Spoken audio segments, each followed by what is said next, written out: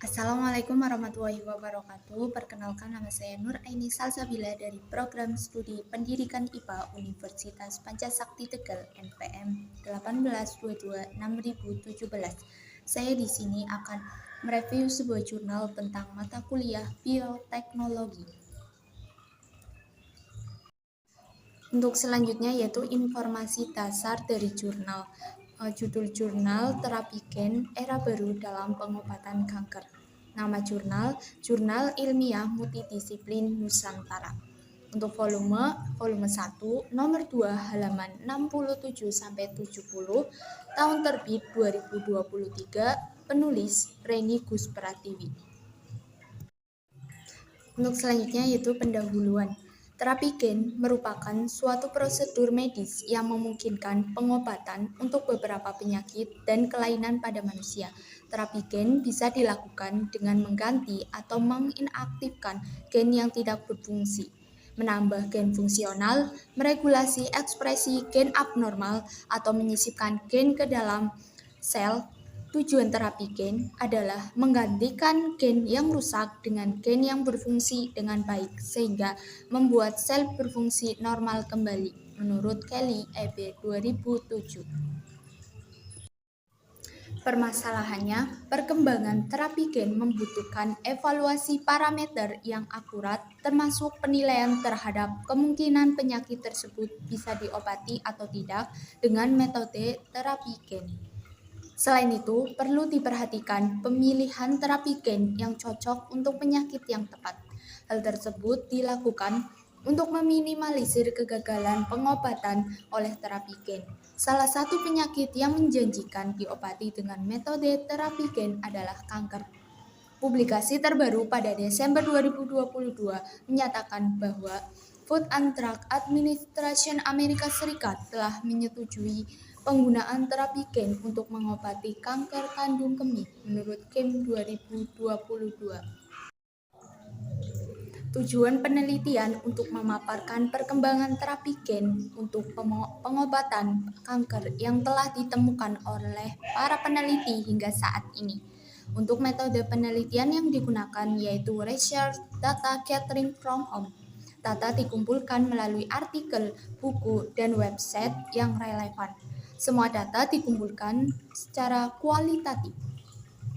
Untuk selanjutnya yaitu hasil dan pembahasan. Alternatif terapi gen untuk kanker antara lain terdiri atas terapi kanker menggunakan gen suppressor P53, pendekatan RNA interference, dan mikroRNA. Untuk yang pertama, ada terapi kanker menggunakan gen suppressor P53.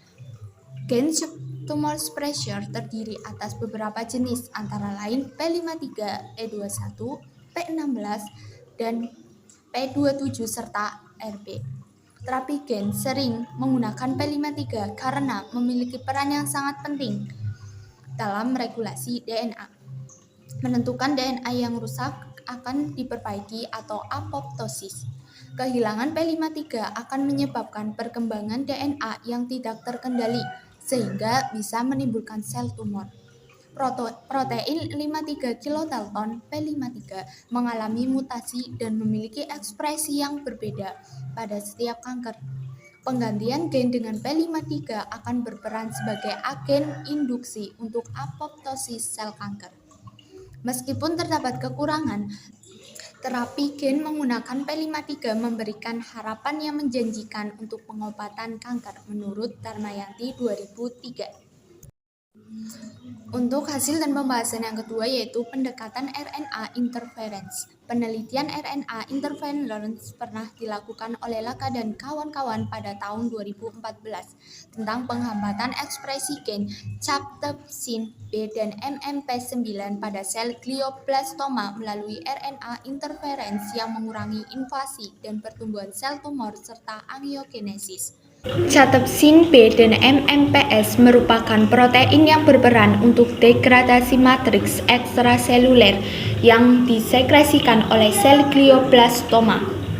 Hasil dari penelitian tersebut menunjukkan bahwa RNA interference menghambat pembentukan jaringan kapiler yang diinduksi oleh sel tumor, menghambat migrasi dan invasi sel glioma, dan menurunkan jumlah cathepsin B dan MMP9.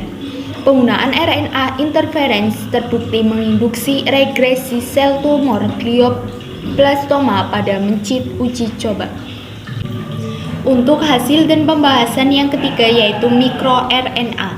Penelitian tentang pengaruh ekspresi mikroRNA terhadap kanker payudara dilakukan oleh Lorio dan kawan-kawan tahun 2005. Uji coba dilakukan dengan mengambil RNA dari sampel normal serta RNA dari sel tumor primer kanker payudara yang didapat dari berbagai universitas di Italia dan Philadelphia.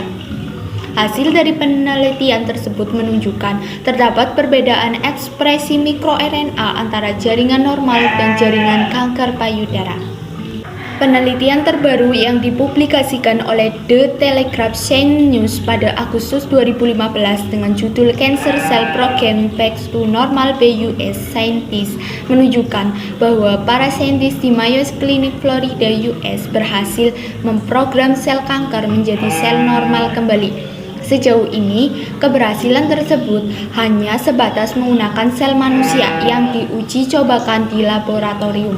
Akan tetapi, para peneliti berharap teknik tersebut dapat dikembangkan dan digunakan untuk menonaktifkan sel kanker sehingga tidak dibutuhkan lagi pengobatan untuk kanker seperti kemoterapi atau operasi.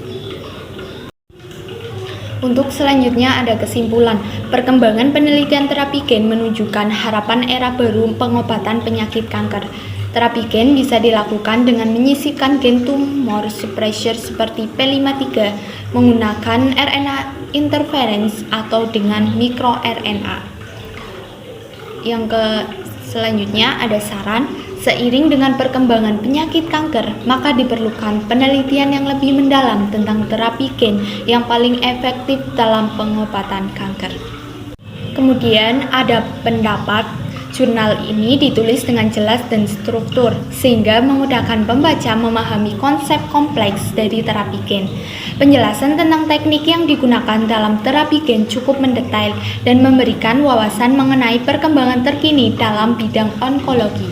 Studi kasus yang dihadirkan memberikan bukti konkret tentang efektivitas dari terapi gen. Namun, beberapa aspek dapat diperbaiki. Pembahasan mengenai potensi efek jangka panjang dari terapi gen juga bisa diperluas untuk memberikan gambaran yang lebih lengkap kepada pembaca. Secara keseluruhan, jurnal ini memberikan kontribusi yang sangat berarti bagi pemahaman mengenai terapi gen dan potensinya dalam pengobatan kanker, serta menjadi sumber referensi yang sangat bermanfaat bagi peneliti dan praktisi di bidang kesehatan. Sekian pemaparan review jurnal tentang terapi gen era baru dalam pengobatan kanker. Apabila ada kata-kata yang salah, saya mohon maaf. Terima kasih. Wassalamualaikum warahmatullahi wabarakatuh.